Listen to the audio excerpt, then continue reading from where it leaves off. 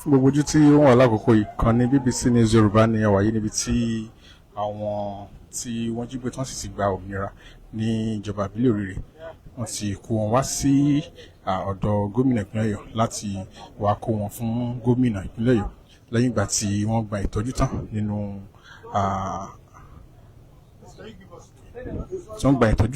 ní barracks àwọn agbófinró yẹn àwọn ológun tí ó wà ní ìlú Ìbàdàn. Ìkànnì BBC News Yorùbá ní ẹwà yìí.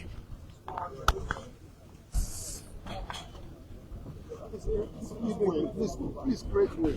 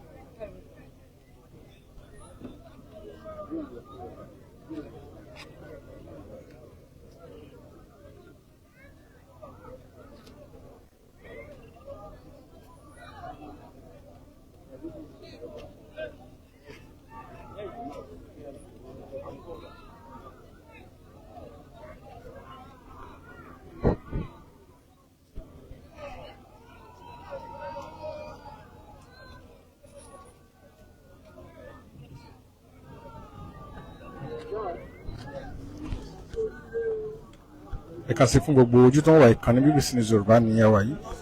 Ilé ìjọba ìpínlẹ̀ Ọ̀yọ́ ní àwà níbi tí wọ́n ti mú kó àwọn ọmọ tí àwọn agbébọn gbé ní ìjọba ìbílẹ̀ Òrìrì nílùú Ògbómọ̀ṣọ́ kó wọn wá sí ọ̀dọ̀ gómìnà ìpínlẹ̀ Ọ̀yọ́ láti wá kó wọn fún gómìnà kí àwọn náà sì kó wọn padà sí wọ́n fi wọ́n lé àwọn ìdílé wọn lọ́wọ́. Ìkànnì BBC News Yorùbá ní ẹwà yìí ìlú Ìbàdàn ni a ti mú lọ lọ́wọ́lọ́wọ́ wá sí ojú ìwòran yín.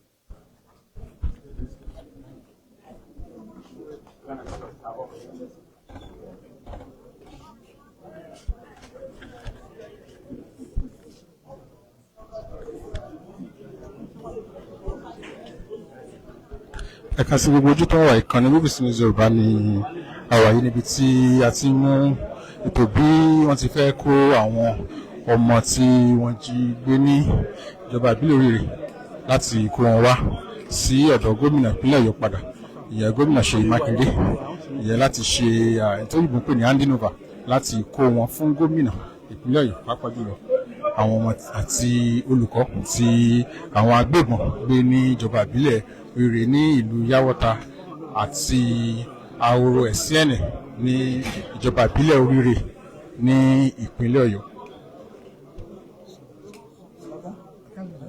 Now to the honor of the Deputy Governor for your state, His Excellency Barrister Welcome, Your Excellency.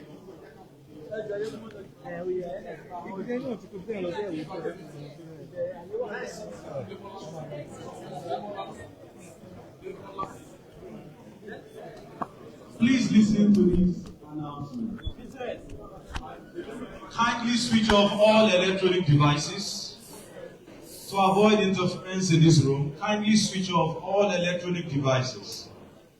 Please ensure all electronic devices are switched off. Thank you very much.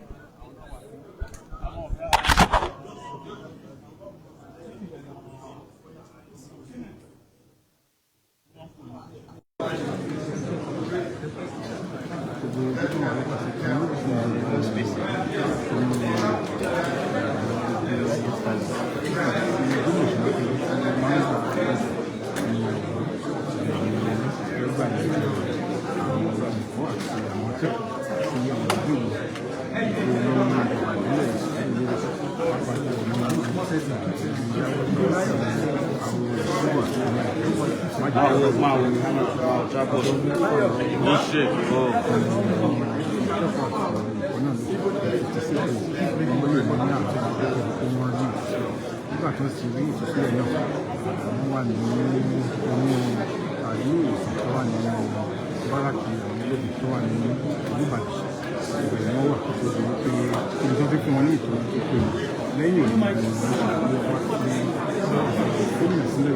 I don't recall you. Go Wale wa take iṣẹ́ now. Go Wale mi lè máa move around. Go Wale. I don't recall am. Oh, thank you.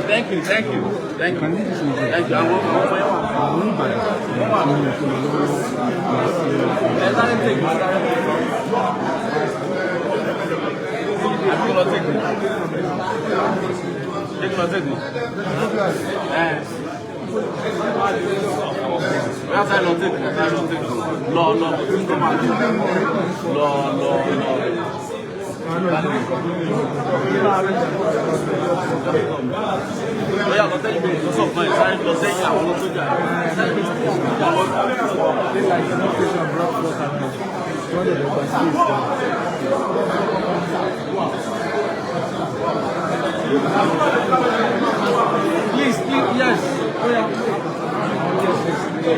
normal thing now.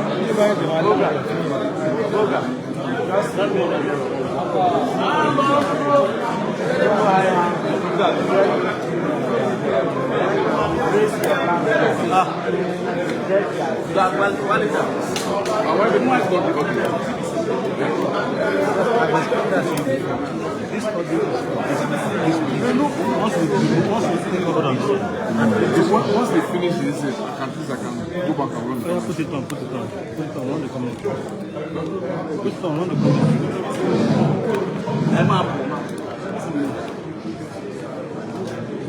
Large, can you hear us?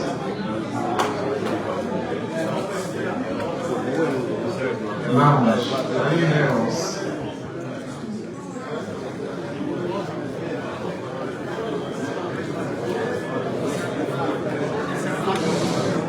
Mic check. Mic check. Mic check.